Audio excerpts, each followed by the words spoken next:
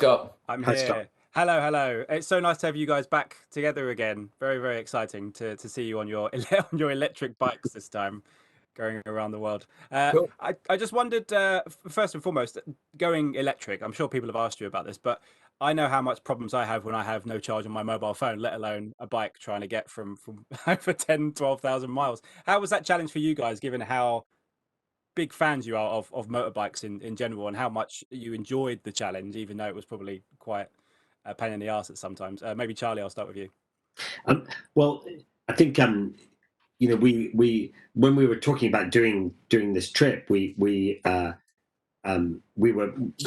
with Russ and Dave, and we were sitting in my garden having a little barbecue, and we were chatting about saying, I think it's about time we do another long way up and through South America. And Ewan has always wanted to travel up through South America and Central America, and we all have. And then I remember Russ kind of just sort of floated it by and said, well, what about electric? And we all thought that actually, that would be something really different. And there's this whole wave of electric at the moment, cars and bikes, and it's certainly the future. And so we kind of started to explore it and thought, actually, do you know what? This is a good idea. With the environment, with carbon neutral, with all these things came across, and the fact that no one has really done it before, and so we thought, that'd be great to do that, and we came across Harley-Davidson, and they had this incredible bike, this live wire, and they said they would be happy to set it up so it'd be a bit more off-roady for us and stuff like that. And so we suddenly found ourselves in the bottom of Argentina with these amazing electric motorbikes, but had only ridden them for about an hour because they were all prototypes, and we got electric pickups from Rivian as well, and they were prototypes as well. So we none of us really knew what we were really letting ourselves in for. So I think for all of us, those first few days was a massive learning curve. And you, and I mean, you've said before that you had the most issues with the charging with your bike, and that Charlie was quite good with it all. I mean, how did you take to it, given that it added a new challenge and a new kind of slant to what you guys love to do? Yeah, it was hard to begin with. I mean, just like Charlie says, because we didn't have any time to test them, and we didn't really know how to ride them best. We didn't know the effects of temperature on the batteries. We didn't know the effects of headwinds. And so we had to learn all that as we went. And there were some days where just like couldn't ride slow enough to get the mileage to get where we were trying to get to, And we just had to sort of learn as we went. And it turned out to be, I just didn't want it to impact the experience of the journey. I was happy to give it a go, but I felt like it would be a shame if we lost our freedom because of it. And there was an element of that. You couldn't just stop wherever you felt like and put your tent up, and like we could do in the first two trips. We had to be somewhere where there was electricity at night, and that just became, I just had to sort of let that go.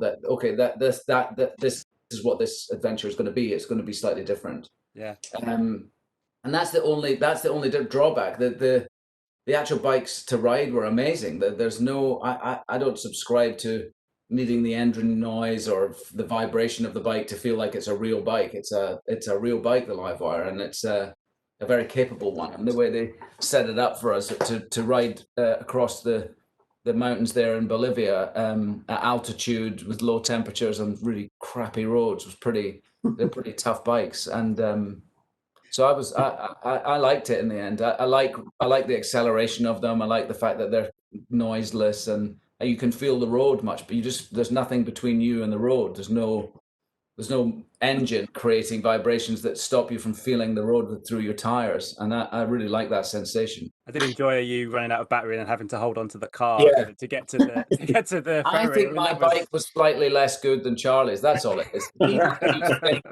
He'd like you to think it's all throttle management, but I think probably my all bike in the was just wrist. a little less. All in the wrist.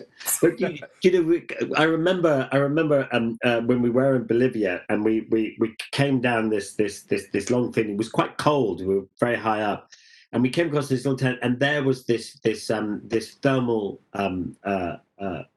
bath or place, and there were three guys sitting in it, and there were cyclists, and we just came across it, and we stopped, and we jumped in, and we said hi, and they said, oh, where you come from? We said, we've come from the south and heading north. Sorry, from the north heading south, and there were cyclists, and suddenly I realized we were all concerned about the same issues. You know, they were concerned about headwinds, about hills, you know, and all those things kind of affected them and the terrain that they were going on.